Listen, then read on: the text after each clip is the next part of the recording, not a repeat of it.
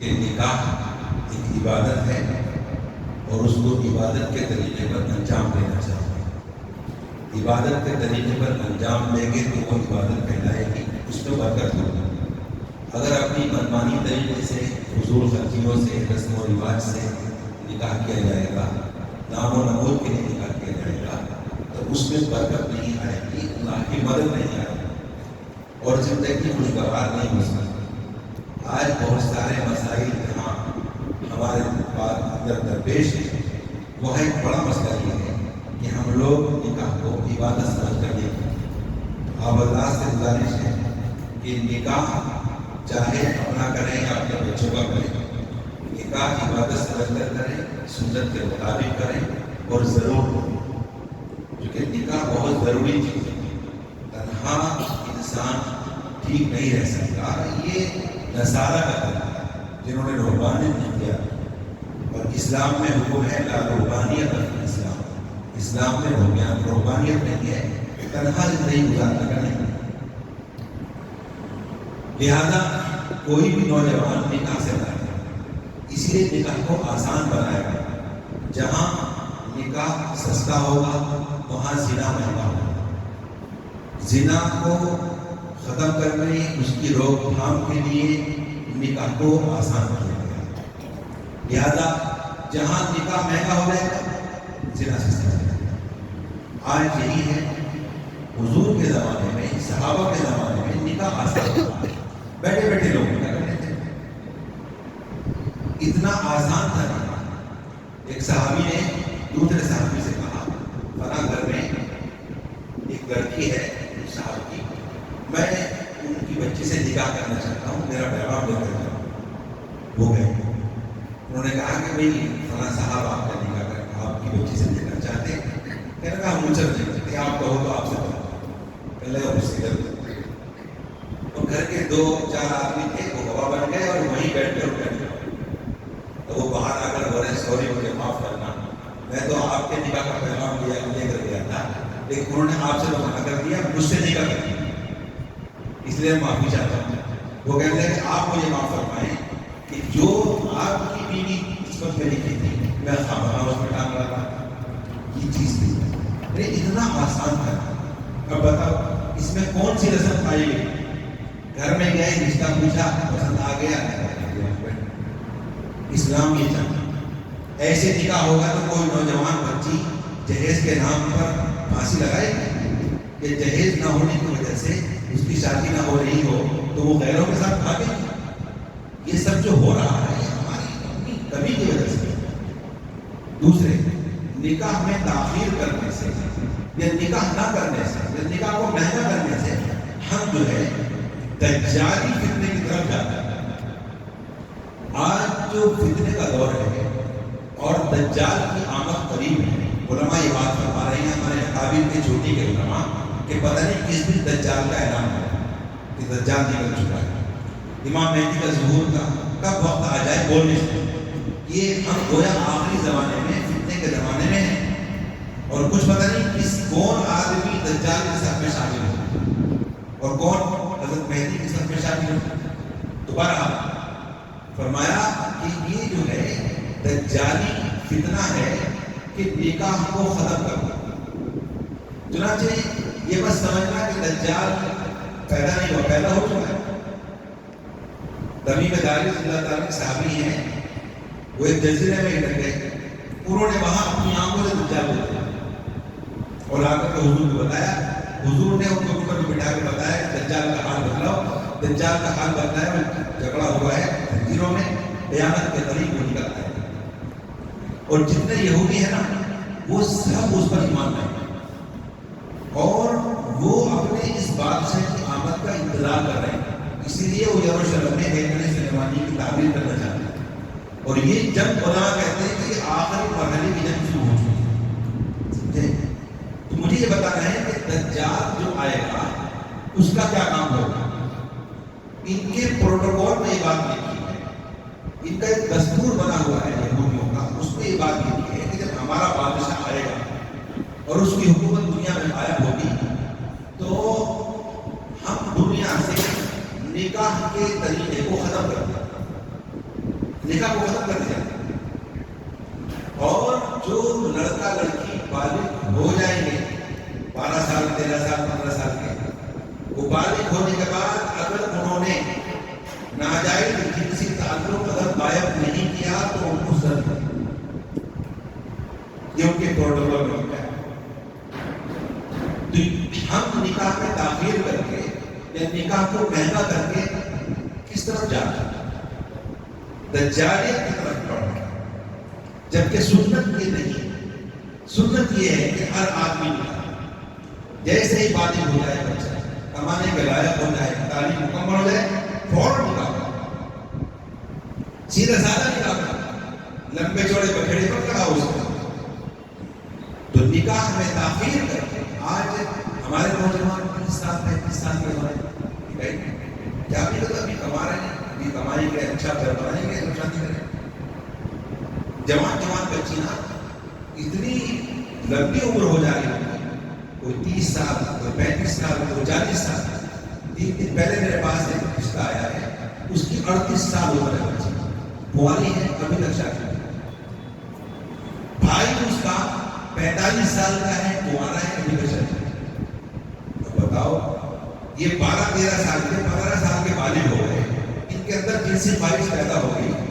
اب وہ 30-35 سال کیسے صبر کر رہے ہیں؟ سمجھ سے باہر. جبکہ چاروں طرف بے حیائی کھلی ہوئی عام ہے. موبائل میں تو بالکل گھروں کو تباہ کر رہا ہے. ہر چیز اس میں دیکھ لو, گندی فلمیں دیکھ لو, ناچ گانے دیکھ لو, اس معاشرے کے واقعات دیکھ لو, سب کچھ اس میں. ہماری نوجوان نسل موبائل سے متاثر ہو کر بربادی کر رہے ہیں. ہم دجالی فتنے کی طرف بڑھ رہے ہیں. کہیں ایسا نہ ہو کہ ہمارا نام دجال کی جماعت میں شامل ہو. اس لیے بڑی فکر کرنے کی ضرورت ہے کہ ہم اس سے توبہ کریں, اپنے بچوں کی شادی کریں. قرآن کریم نے صاف اعلان کیا, وَأَنكِحُوا الْأَيَامَ وَالصَّالِحِينَ مِنْ عِبَادِكُمْ, کہ اے لوگوں تم میں سے جو بے نکاح ہیں ان کے نکاح کر دو. یہ بات پیرنٹس کو کہی جا رہی ہے, ماں باپ کو کہی جا رہی ہے, اپنے بچوں کے نکاح کرو. اور حدیث پاک میں یہ بھی فرمایا گیا, ماں باپ اگر بلا وجہ تعمیر کر رہے ہیں بچوں کی شادی میں اور بچوں سے کوئی گناہ ہو گیا تو اس گناہ کا وبال ماں باپ پر پڑا. اس لیے ہمیں فکر کرنی ہے. اور دوسری بات, بچوں کی شادی سے پہلے بچوں کو شادی کے مسائل سمجھاؤ, احکام سکھاؤ, میاں بیوی کے حقوق بتاؤ. یہ بہت ضروری ہے. حقوق کی ادائیگی نہ ہونے کی وجہ سے میاں بیوی آپس میں جھگڑتے ہیں اور طلاق ہونے کی نوبت آ جاتی ہے. جہالت اتنی بڑھ گئی ہے کہ کرتا کوئی ہے, بھگتتا کوئی ہے. ابھی کل ایک کتاب میں پڑھ رہا تھا, اس میں یہ لکھا تھا کہ ایک لڑکا اپنے باپ سے جھگڑ رہا تھا. لمبی بحث ہو گئی, باپ سے تو میں کرنے لگا. آخر میں کہنے لگا, باپ نے جو ڈانٹا کہنے لگا مجھے زیادہ ڈانٹو گے تو میں اپنی بیوی کو طلاق دے دوں گا. کیا بولا؟ زیادہ ڈانٹو گے اپنی بیوی کو طلاق دے دوں گا. اس نے کہا کیا کرتا ہے, دینا طلاق. ادھر اس نے کہا, ادھر اس نے دی طلاق. نقصان کس طرح؟ آپس میں باپ بیٹے کا جھگڑا ہے اور بلی کا بکرا کون بنا؟ وہ بیچاری معصوم ہو جی, اس کا کیا قصور تھا کہ اسے تو نے 3 طلاق دے کر کے نکاح سے آزاد کر دیا. یہ جہالت کی انتہا کہ جھگڑا نہیں ہو رہا ہے اور اس کا خمیازہ کوئی اور ہو رہا ہے. تو بھائیوں, یہ سب جہالت کو ختم کرو. دنیا پتہ نہیں کہاں سے کہاں ترقی کر گئی. ہم دین کی اتنی باتیں بھی نہ جانیں تو کیسی نادانی کی بات ہے. ارے جیسے نماز سیکھتے ہو, روزہ سیکھتے ہو, نکاح کے مسائل بھی سیکھتے, اس دوائی دے کے مسائل بھی سیکھتے. دوسری ایک آخری بات یہ ہے کہ اسلام نے جو عورت اور مرد کا جو رشتہ بنایا ہے, اس میں مرد کو قوام بنایا ہے, عورت کو اس کے ماتحت بنایا ہے. تو عورت صرف نازک ہے, کمزور پیدا کی, اسی لیے اس پر کمانے کی ذمہ داری نہیں ہے. لہذا مرد کی ذمہ داری ہے کہ وہ بیوی کا پورا خرچ اٹھائے. یہ بیوی کے حقوق میں آتا ہے. یہ اللہ کا بڑا احسان ہے کہ اللہ تعالیٰ نے نکاح کرنے کے بعد عورت کو حکم دیا کہ وہ اپنے ماں باپ کا گھر چھوڑ کر اپنے شوہر کے گھر کو بسائے. تو یہ اس کا احسان ہے جو بچی ہمارے گھر آ رہی ہے. اور خدا نہ خاصا اگر اللہ یہ کہہ دیتے کہ نہیں بھائی مرد سے کہ تم کو شادی کرنی ہے تو اپنے گھر بار ماں باپ کو چھوڑ کر لڑکی کے پاس جا کر رہنا پڑے گا, اسے گھر بار میں جا کر رہنا پڑے گا, تو کتنی تکلیف ہوگی. تو یہ اس کا احسان ہے. تو لہٰذا ہمیں یہ جاننے کی ضرورت ہے کہ آج جو مرد حضرات زیادہ تر کیس اس بات کے آتے ہیں کہ عورتوں پر ظلم ہو رہا ہے, لیکن ایسا نہیں ہے. ظلم دونوں طرف سے, مرد کی طرف سے ہو رہا ہے, عورت کی طرف سے. کہیں مرد کی طرف سے زیادتی ہوگی, کہیں عورت کی طرف سے. اگر مرد زیادتی کرتا ہے تو اس کو یہ سوچنا چاہیے کہ عورت صرف نازک ہے, کمزور پیدا کی ہے اور وہ اس کے ماتا ہے. اور اس حدیث کے مطابق کلکم راع وکلکم مسئول عن رعیتہ, کہ ہر ایک تم میں سے نگہبان ہے اور ہر نگہبان سے اس کے ماتحتوں کے بارے میں سوال کیا جائے گا. اس کے مطابق اولاد, بیوی, بچے یہ سب مرد کے ماتحت ہوتے ہیں. وہ مرد کی ذمہ داری ہے کہ وہ اپنی اولاد کو, اپنی عورتوں کو دین سکھائے. ان پر ظلم کرنے کی بجائے ان کو دین سکھانے کی ضرورت ہے. اور یہ اللہ کا بڑا احسان ہے. اللہ تعالیٰ نے عورت کو پیدا کیا اور مرد کی تسکین کا ذریعہ بنایا, جس کو قرآن کریم کہتا ہے هو الذی خلقکم من نفس واحدۃ وجعل منها زوجها لیسکن الیہا. اللہ وہ ذات ہے جس کو اللہ کہتا ہے, جس ذات نے تم کو پیدا کیا ایک نفس سے, ایک اولاد آدم سے, ایک آدم علیہ السلام سے ساری اولاد پیدا کی. اور فرمایا کہ پھر اس میں تمہارا جوڑا بنایا تاکہ تم اسے سکون حاصل. تو بیوی سے سکون کا ذریعہ ہے. لیکن لوگ ظلم کرتے ہیں جیسے پرانے زمانے میں ہوتا ہے. زمانے جاہلیت میں عورتوں کو پیر کی جوتی سمجھا جاتا ہے, اسے کسی قسم کا حق نہیں دیا جاتا, سارے حقوق سے محروم کرتا ہے. یوں سمجھو کہ عرب میں بھی ایسا سلوک کیا جاتا تھا عورت سے جیسے گھر میں بھیڑ بکری پالنا. بکری گھر میں کوئی پال لیتا تو اس سے کیا سلوک کرتا, ایک طرف باندھ دیا, زیادہ دیکھا کہیں ملا تو چارہ ڈال دیا. اس سے زیادہ بدترین سلوک عورت سے ہوتا, حتیٰ کہ ان کے یہاں عورت کا پیدا ہونا ہی گوارا نہ تھا. جیسے ہی کسی کے گھر میں کوئی لڑکی پیدا ہوتی تو وہ مارے شرم کے منہ چھپا کر رہتا, اور جب تک اسے زندہ گاڑ کرے زمین میں, زندہ درگور نہ کر دے, دفن نہ کر دے, تب تک اسے سکون نہیں. کئی صحابہ کرام ایسے ہیں, اسلام لانے کے بعد حضور سے فرمایا یا رسول اللہ, میں نے اپنے ہاتھوں سے اپنی 7 بیٹیاں زندہ کر دی.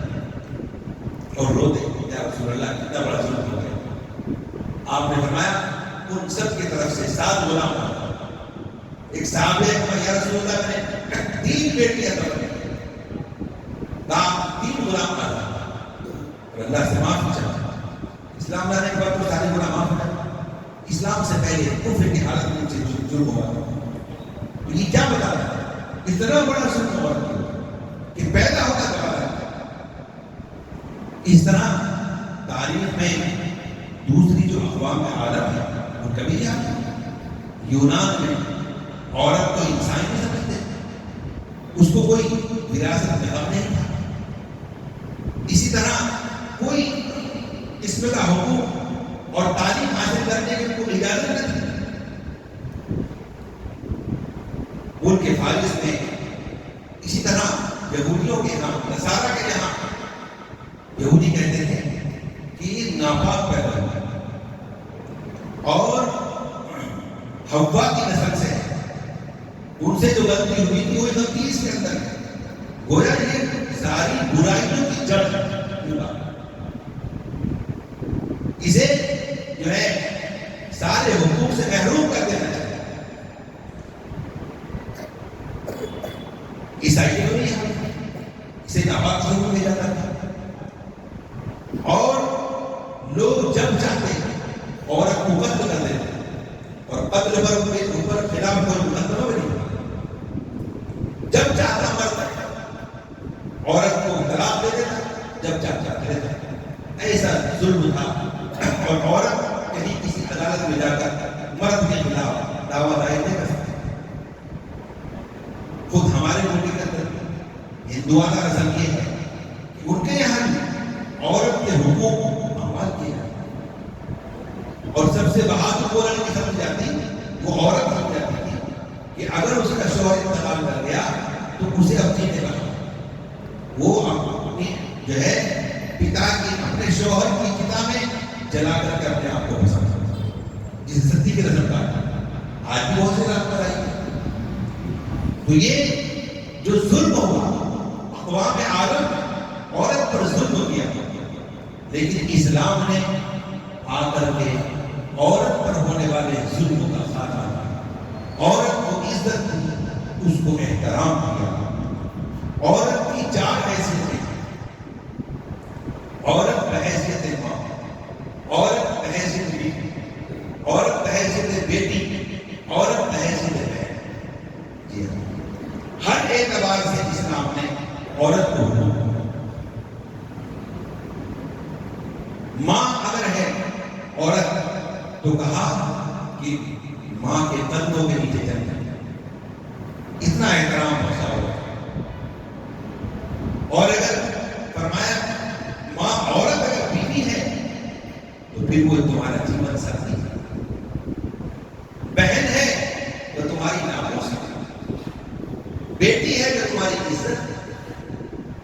اور یہ اعلان فرمایا کہ جس کی 3 بیٹیاں اور وہ ان کا ادب سکھائے، اسلامی آداب سکھائے، اور ان کو پال پوس کر بڑا کر کے ان کا نکاح کر دے، تو کل قیامت میں وہ اور میں جنت میں اس طرح جیسے ہی دو اتنے قریب ہیں۔ کسی نے کہا اگر کسی کی 2 بیٹیاں ہوں کل 2 پر بھی ہے، کسی نے کہا 1 بیٹی 1 پر بھی ہے۔ بتاؤ اس سے زیادہ احترام کسی اور مذہب نے عورت کو دیا جتنا اسلام نے دیا؟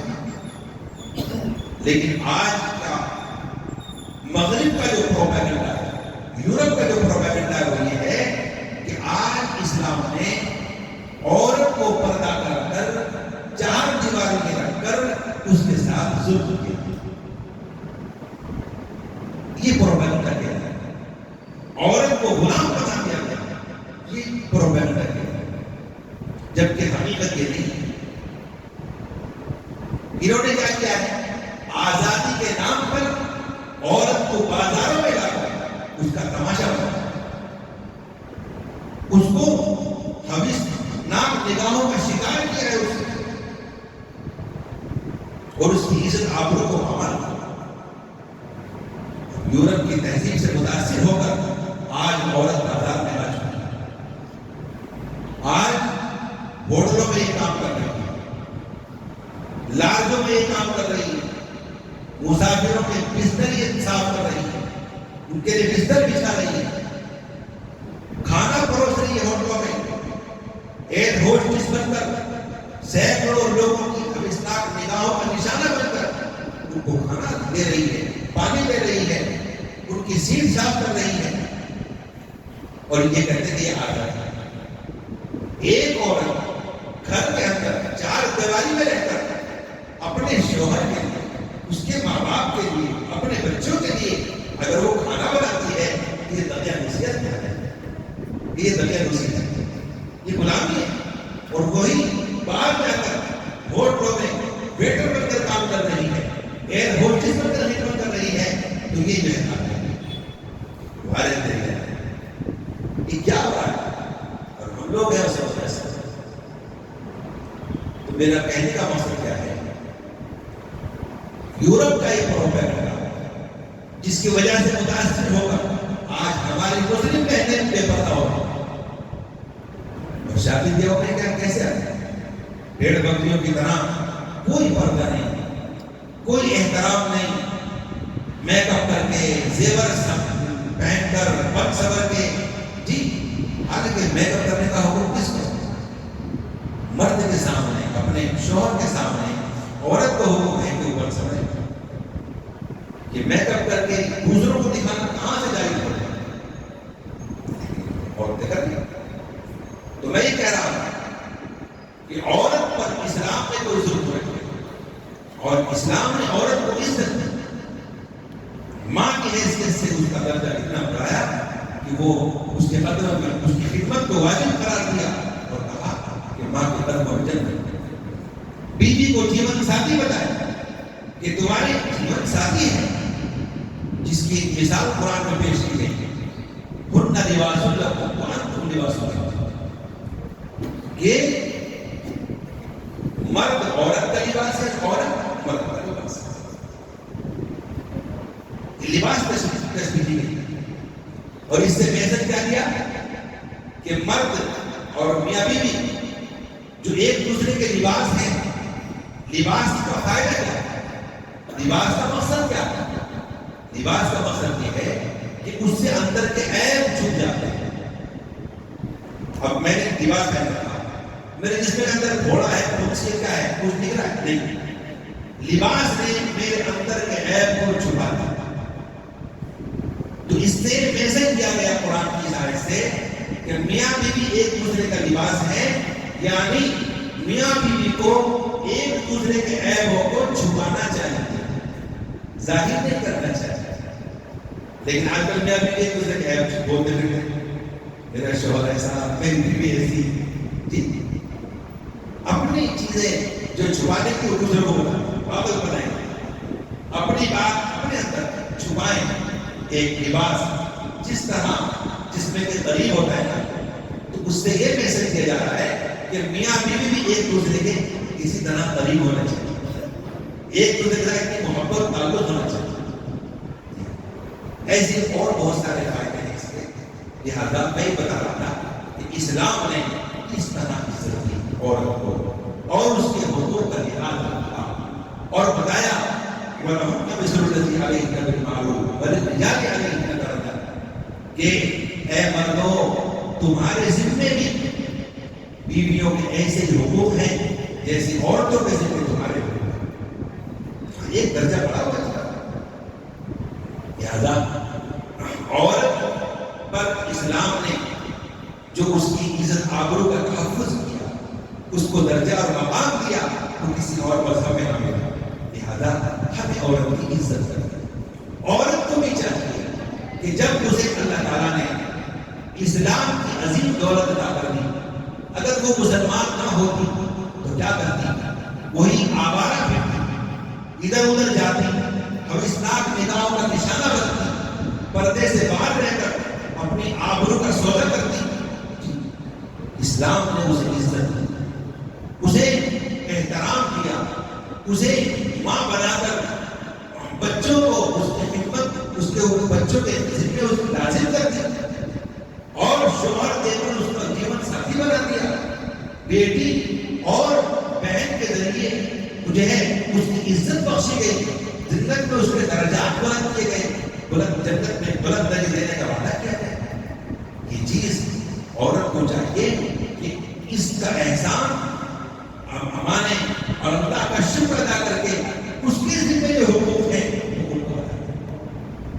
اب اس کی تفصیل ہے انشاءاللہ میں آئے گی، میاں بیوی کے حقوق کیا ہیں، حضرت مفتی صاحب تشریف لا چکے ہیں، اس لیے میں اپنی بات ختم کرتا ہوں۔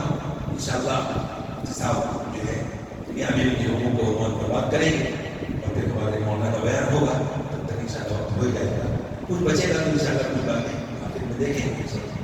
باقی آپ سے گزارش ہے توجہ کا استعمال فرمائیں۔ حضرت مفتی استاد صاحب قاسمی دربار جو ہے